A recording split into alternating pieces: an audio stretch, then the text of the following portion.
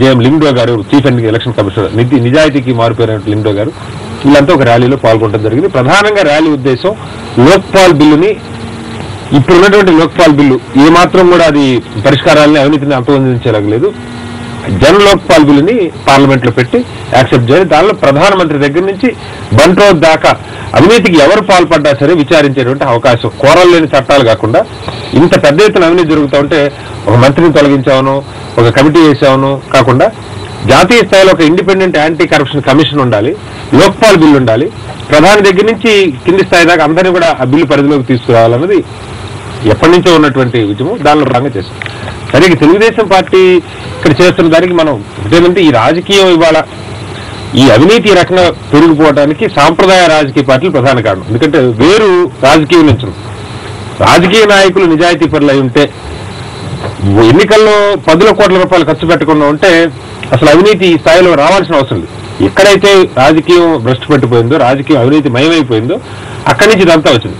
కాబట్టి అవినీతి దేశంలో ఇంత విచ్చలవిడిగా పెరగడానికి ప్రధానమైన కారణం సాంప్రదాయ రాజకీయ పార్టీలు వాళ్ళు అనుసరించినటువంటి అక్రమ ఎన్నికల పద్ధతులు, అక్రమార్జనం.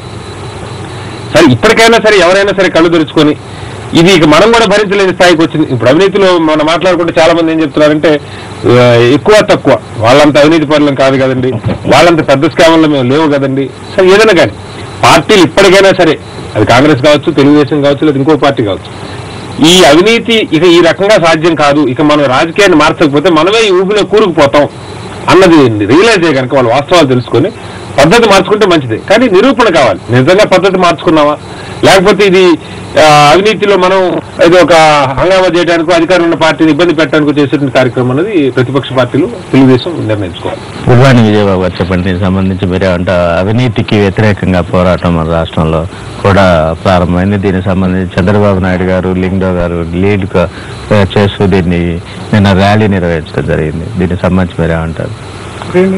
రాజకీయ పార్టీ కూడా అది పరాకాష్ఠకి చేరినప్పుడు ఖచ్చితంగా దాని మీద ఒక తిరుగుబాటు అనేటువంటిది వస్తుంది, ఒక ఉద్యమం అనేటువంటిది వస్తుంది.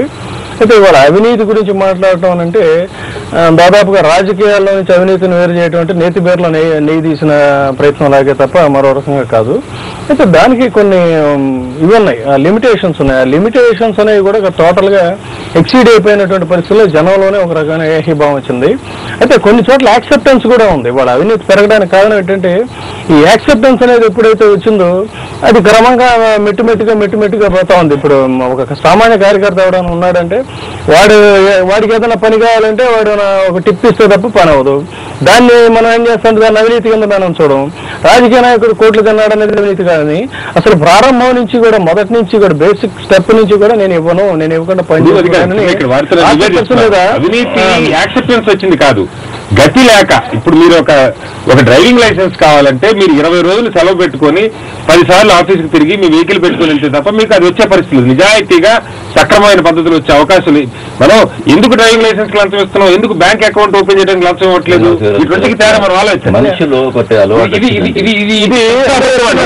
ప్రజల తప్పు, ప్రజలు అవినీతికి అలవాటు పడ్డారు, అవినీతిని యాక్సెప్ట్ చేశారు అనేది అవాస్తవం.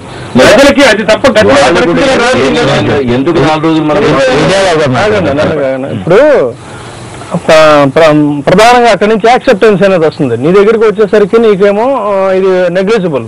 కానీ ఎవడైతే ఇందాక వాడు చెప్పినట్టుగా లైసెన్స్ గురించి 10 సార్లు చెప్పినప్పుడు వాడిని మీరు ఇమీడియట్ గా యాక్షన్ తీసుకోండి, వాడు కంప్లైంట్ ఇస్తే వాడి మీద మీరు యాక్షన్ తీసుకోండి. యాక్షన్ తీసుకునే పరిస్థితి లేదు, ఎందుకంటే స్టెప్ బై స్టెప్ జరుగుతుంది. ఎంత ఓపెన్ అవినీతి అంటే వాడు మీరు రాజకీయ నాయకుల మీద దుమ్మెత్తుతున్నారు, కానీ వాడు మనందరికీ తెలుసు.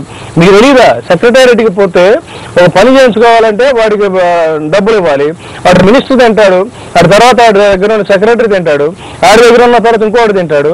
చివరికి ఎంత దౌర్భాగ్యం అంటే లిఫ్ట్ బాయ్ దగ్గర నుంచి కూడా వాడు శాల్యూట్ కొడితే మీ అందరికీ తెలిసిన సంగతి అది. అక్కడి నుంచి ఫైల్ తీసి ఇవ్వడానికి వాడికి ఒక పర్సంటేజ్ అంట.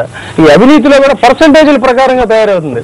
మీరు ఇనిషియల్ స్టేజ్లో ఎప్పుడైతే ఇక్కడ మీరు ఉద్యమం ఇస్తారో, ఎప్పుడైతే ఇక్కడ యాక్షన్ తీసుకుంటారో ఆటోమేటిక్ ప్రతివాడు కూడా కరెక్ట్ అవుతాడు. కరప్ట్ ఎక్కడ కరప్షన్ అనేది ఉంటే, కరప్షన్ అది రూపాయైనా 10 రూపాయలైనా సరే దాని మీద ఇవాళ ఉద్యమించాల్సిన అవసరం ఉంది. అది లేదు. తర్వాత ఇవాళ మెయిన్ ఈ లైఫ్ స్టైల్ ఏదైతే అలవాటు అయిపోయిందో ఈ లైఫ్ స్టైల్లో వాడు ఫుల్ఫిల్ చేసుకోవడం కోసం అవన్నీ కూడా చేసుకోవడం కోసం చాలీచాలని జీతాలు, ఈ చాలీచాలని జీతాల మధ్య ఇదంతా తీసుకుంటున్నానని చెప్పని వాడు సమర్థించుకుంటున్నాడు. కాబట్టి ఎవరి క్షేత్రస్థాయిలో వాడు ఉద్యోగులు సమర్థించుకున్నారు తప్ప వాడు ఉద్యోగి అయినా సరే రాజకీయ నాయకుడైనా ప్రజలకి జవాబుదారీగా ఉండాల్సిన ప్రతి వాడు కూడా సచ్చిలుడిగా ఉండాల్సిన అవసరం ఉంది. ఇక దీని మీద ఉద్యమించేటువంటి తమాషా అయితే ఉందో నిన్న చాలా గమ్మత్తుగా ఓకే ఒక శ్రీకారం చుట్టడం మంచిదే. నిన్న ఫర్ ఎగ్జాంపుల్ టీడీపీ వాళ్ళు వ్యతిరేకంగా ఒక ర్యాలీ చేశారు. సో నాకు చాలా ఆశ్చర్యం ఇది అనిపించింది, నవ్వు వచ్చింది. ఏంటంటే అందులో దెయ్యాల వేదాలు వల్లించినట్టుగా కనీసం ఒక 30% మంది 40% మంది నాకు తెలిసిన వాళ్ళు అవినీతి పరులు ఉన్నారు. వాడు కూడా జెండా పట్టుకొని, అంటే ఇదేంటంటే ఒక ఫ్యాషన్ అయిపోయింది తప్ప నిజంగా చిత్తశుద్ధితో చేసే పరిస్థితి ఉంటే క్షేత్రస్థాయి నుంచి ఉద్యోగి దగ్గర నుంచి అధికారి వరకు లేకపోతే రాజకీయ నాయకుడి వరకు కూడా ప్రతి వాడు కూడా ముందు వాడు కరెక్ట్ చేసుకుని ఆ తర్వాత కరప్షన్ మీద దాడికి బయలుదేరితే అప్పుడు దానివల్ల ఫలితాలు ఉంటాయి తప్ప ఇవన్నీ కూడా లేకపోతే ఏంటంటే తమాషా కార్యక్రమాల కింద మనం